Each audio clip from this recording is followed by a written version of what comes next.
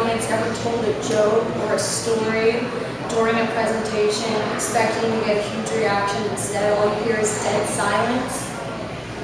This could be in direct correlation with an inability to communicate to diverse audiences. My presentation is Know Your Audience, How to Effectively Communicate to Diverse Audiences by Caitlin Sealy. The presentation is just a brief look into simple ways to avoid misunderstandings or even worse, offensiveness. It all essentially comes down to being prepared and actually knowing your audience.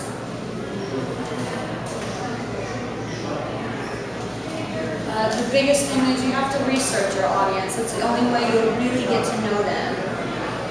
You have to look at who the actual audience is and be able to adjust your presentation accordingly. Obviously, you should also really try to understand the message that you are trying to get across.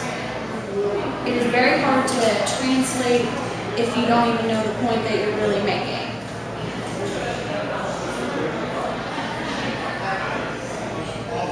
You have to start with learning about your intended audience, and of course it's also helpful to know the point that you're trying to make.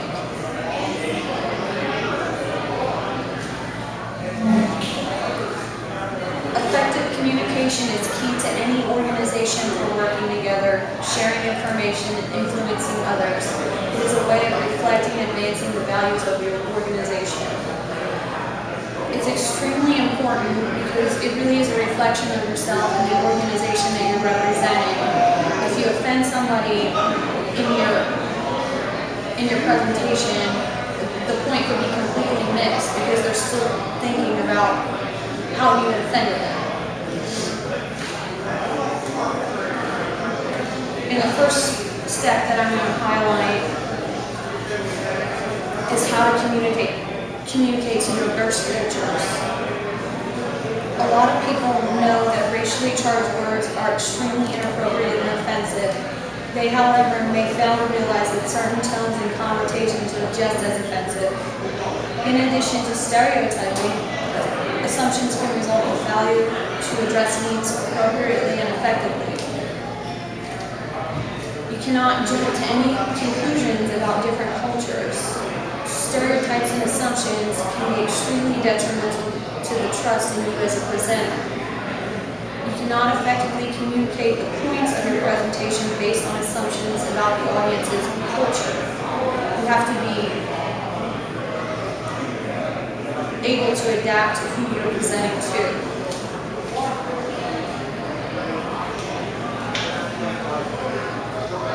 Okay, and now I'm going to point out 5 tips for cross-cultural communication. I found this online. It's by Kathy Refenstein. She says, first of all, don't assume that they understand you. You have to minimize the use of contractions and speak clear. Ask if you are understood and always allow for interruptions or questions regarding the content. So keep an open mind and let people ask you questions so you can make sure they're really getting the point across. Number 2 is be cautious of cultural jargon. Local jargon can be lost on an audience. You have to try to find a local reference for the audience and use it so that they can understand. Number 3 is be adaptable to local style. See what is important to the audience. Yet again, either do they like the presentations to be more formal or informal, maybe more relaxed? It just depends, but you have to do your research. Number 4 is slow down. If you can't understand them, they may possibly have a problem understanding you. So the faster you speak, it's harder to understand the message that is being translated. And number 5, watch your body language. This just all comes back to researching your audience. Your idea of proper body language may come across as offensive or threatening to another culture. So you just have to really research that culture and how they feel about certain types of body language such as direct eye contact.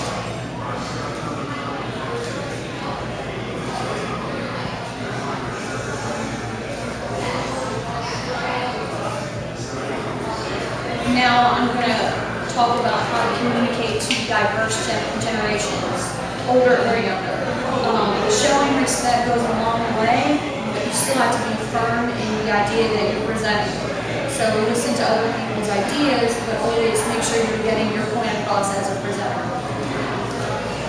Younger generations typically need more guidance than older generations. Older generations like more communication. They like more free, open type of communication. So you have to be willing to take questions and receive answers from them. And of course, remember that your everyday jargon will be dramatically different than that of a different generation. So don't assume that everybody always knows what you're talking about. Use of social medias and advanced technologies may cause stress as well. So yet again, people don't always know what you're talking about. You have to clarify. Now this one is communicating to both genders. In my research, I read multiple times that women are quicker to laugh and express their approval. Men tend to be a little more stoic and less likely to let you know how they feel about your presentation. It's harder to deal with an audience that isn't responding to your presentation, but you have to be prepared for that anyway. Women are a little more verbal and emotional, I guess, and they're more likely to respond to what you're saying, as men are kind of more typical of just sitting there and listening. They're just gathering information. Men typically look around and make sure if it is okay to laugh, whereas women are usually the first people to laugh. And these are some tips, and it's by Neil Chadwick. This is tips for males presenting to females. Reveal the personal. This is saying you want to get to the women on a personal level. They value that in a presenter more than men do. It kind of downplays you being of a higher authority, so they can relate more to you, create more of a relationship. Number 2, follow up with solid evidence. Even though you're sharing personal stories and they may feel more comfortable with you, that can't go as far as to make you look credible. You have to have real backup information that proves your point. Number 3, be careful with jokes. This goes across the board for anybody. Jokes are tough for any presenter. Anything could be misconstrued. So unless you really, really know your audience, I try to steer clear of jokes. Number 4, create an opportunity for dialogue. Do a question and answer. Women like this because they like to have that open line of communication. And this is good because then they'll also make sure they understand what you're trying to present and present their own side. You always repeat the question to avoid any miscommunication and keep the answers short. Number 5, don't apologize. You should be able to listen to others' viewpoints, but be firm in the information that you're presenting.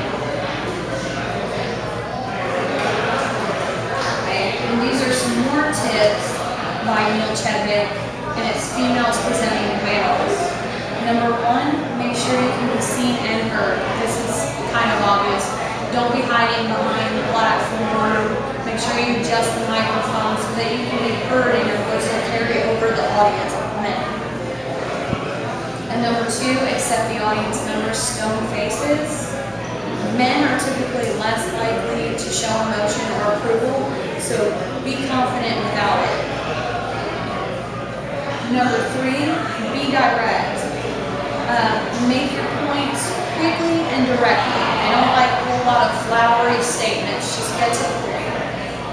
Number 4, be confident and professional. Dress and act appropriately so as not to distract from the message that you're trying to convey. Number 5, omit overly dramatic expressions. This applies for everyone as well. It just seems kind of immature if you're being overly dramatic.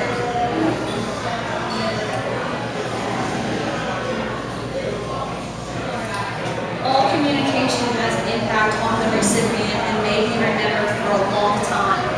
The language used and the tone in which it is delivered can have an effect on the recipient's perception of the services and may be repeated to other people. Your communication tactics are a reflection of yourself and may be held in the audience members' minds for a very long time, and they may relay that information on to someone else. So you want to make sure you're always putting your best foot forward and really communicating what you need. In conclusion, knowing your audience and your message is of the utmost importance when presenting. General rules of respectful communication should always be followed. Every presenter should be aware of the impact of their words and actions. Basically, it's just a reiteration of the fact that you really do have to know your audience and you really do have to know the material that you're presenting in order to put on a good presentation. Thank you.